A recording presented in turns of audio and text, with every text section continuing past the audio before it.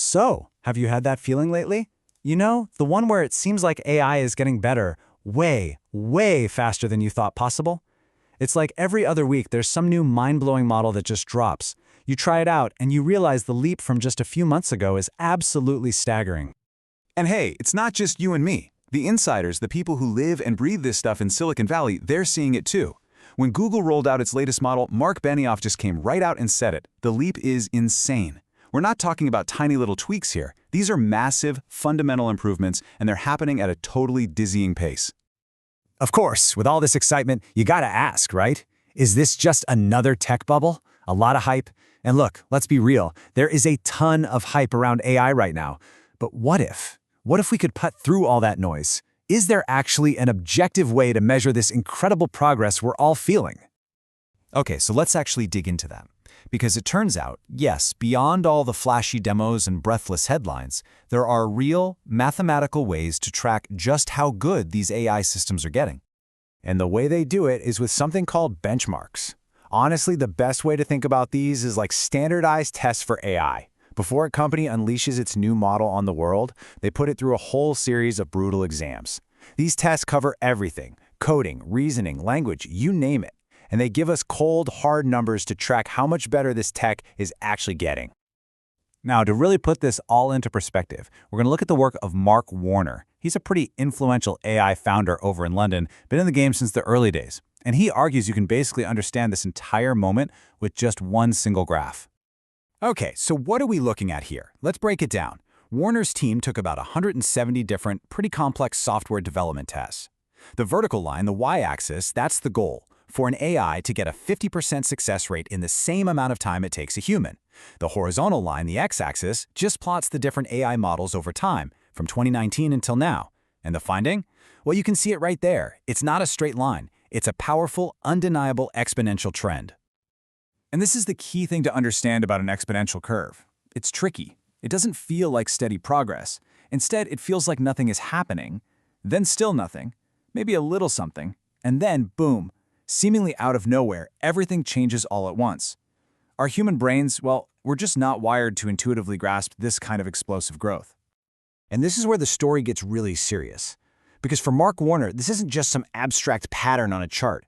He has seen this exact same curve before, in a situation where the stakes could not have been higher. Yeah, let's rewind the clock to early 2020.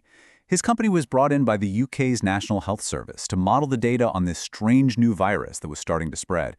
And what did he see in the numbers? That exact same exponential curve. That same nothing, then everything pattern. He was literally brought into Downing Street to warn the government that they were on the verge of a catastrophe. He's seen this movie before. And that experience is precisely why he's sounding the alarm now.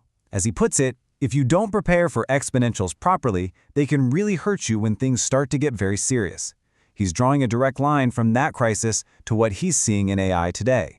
Which, brings us to the really big question. If this AI trend keeps going, and if it starts to apply not just to coding but to all kinds of knowledge work, what does that actually mean for all of us? Well, it seems like the future here has two very different faces. On one hand, the upsides are just phenomenal. I mean, imagine an expert personal tutor for every single kid on Earth for basically free, or a doctor in your pocket that can give you an instant diagnosis. But on the other hand, you're talking about profound society-level disruption, a complete reshaping of what we even consider intellectual work, which will cause massive economic and social shifts. And this is Warner's stark conclusion.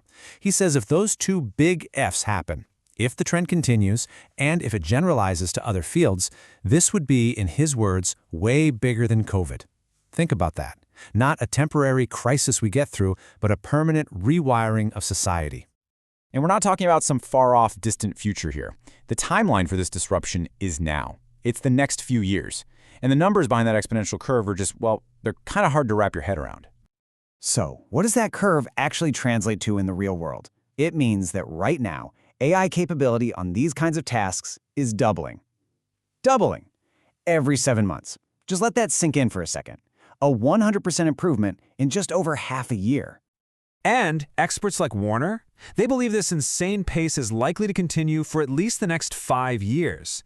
So we're not just talking about 1 or 2 more doublings. We're talking about many more doublings still to come. each one building on the last, compounding on itself. To try and make that feel real, Warner gives this incredible analogy. He says it's like going from the Wright brothers' very first flight at Kitty Hawk to flying on the Concorde, a supersonic jet, in just 7 years. That is the magnitude of the technological leap we are living through right now. So look, this whole thing isn't about some sci-fi future with robot consciousness. It's about something much more immediate and measurable. It's about an exponential improvement in the ability of an AI to do the things that, until now, only our brains could do. It's happening now. The capability is doubling every 7 months, and that leaves us with the most important question of all. Are we as a society truly ready for what's coming next?